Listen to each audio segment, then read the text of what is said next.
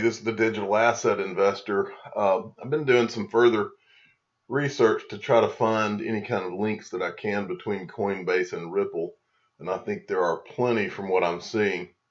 I decided that maybe I should start at ground zero with Chris Larsen, one of the founders of Ripple, and so I came to his Wikipedia page, and it tells you about his starting e-loan back in the day, 90s. But I got to reading down through this, and when I came down to here, let's see, right here, where they start talking about the Prosper Marketplace. He was, let's see, 2005. He co-founded Prosper Marketplace in San Francisco. 2005 to 2011. I'm reading through this until I get down to here, where it says that, and the company had received a total of 74.5 million in funding from investors, and then it gives names. Jim Breyer.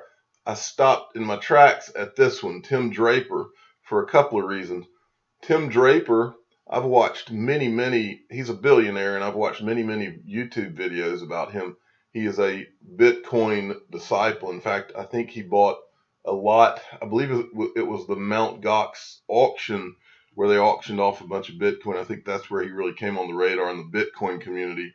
But he's a total Bitcoin believer, and I've always thought it was a bit weird that he was all Bitcoin, and he never would speak. I've never heard him. I've watched a lot of his YouTube videos, and I've never heard him speak about anything but Bitcoin. And I know he's smart enough to know about the Ripple, the XRPs of the world, but I have never seen him mention hardly anything except Bitcoin. Well, that's a red flag in itself to me.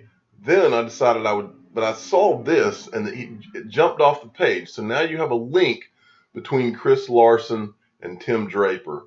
And it's a big link, because you don't give someone $74.5 million unless you know them very well, and you're very close to them in terms of being able to trust them, and you know exactly who they are. So who's Tim Draper? I decided I would go to Wikipedia on Tim Draper, and then something jumps out at the page immediately at the beginning of the description of him. This right here says that in '85 he's the founder of the firm that would become Draper Fisher Jurvetson. Well, where have I heard that? The DFJ is what stuck out to me. So I go back. I knew that it was on Coinbase. So go to Coinbase. What is that? DFJ growth. Okay. I immediately knew that. I also remembered that I saw the last name Draper right here, Adam Draper. So first we go to DFJ. Well, of course, that's it. This is DFJ, and you go down, and it shows you Tim Draper right here. So was one of the founders of DFJ. Well, maybe I should have known this, but then I decided to go look at Adam Draper and did a little research, and it turns out Adam Draper, he's the Boost VC founder, and he is the son of Tim Draper. So you see how all this works out. Well, the question that you have to ask yourself is, okay, Tim Draper, he knows Chris Larsen very well. Coinbase and Ripple, I think, are within a few blocks of each other in San Francisco. You got Tim Draper, this billionaire, who is all in on Bitcoin. If you go to YouTube and you type in Tim Draper, all he talks about is Bitcoin.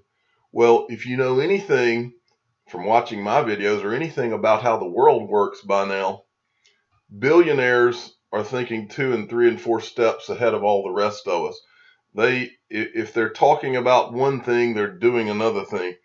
And so when I see this guy talking Bitcoin, it's not that I don't think he believes in Bitcoin.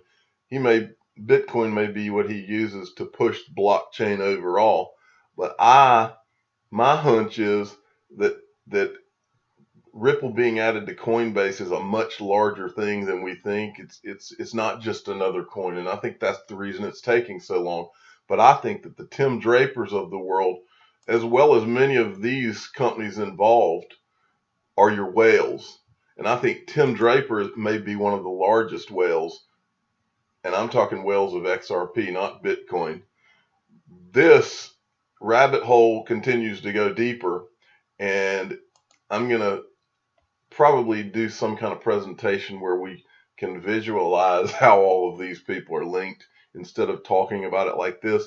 But I think that we're getting closer and closer to what's really going on, which is I think XRP is the play of plays for all of these people. And I think Bitcoin's a distraction. Now, don't get me wrong. I like Bitcoin. I think Bitcoin was what got all this started. And for that reason, I love Bitcoin. But Bitcoin is no XRP. And I don't believe for 2 seconds that this billionaire doesn't know it. Do you think he doesn't know that Bitcoin's slow and that XRP is faster and more scalable and cheaper? Of course he knows. He's invested in Coinbase. They've got affiliations with all of these banking groups and New York Stock Exchange and the New York Stock Exchange's parent company and Andreessen Horowitz. So anyway, I'm going to keep going down the rabbit hole, but I think it goes much, much deeper. And I think that Ripple XRP is in much better of a position than even I realized or you realized. So keep buying as long as these prices are at flea market prices. Keep buying, and when this thing takes off, which it will do, I think you'll be very, very, very glad you did.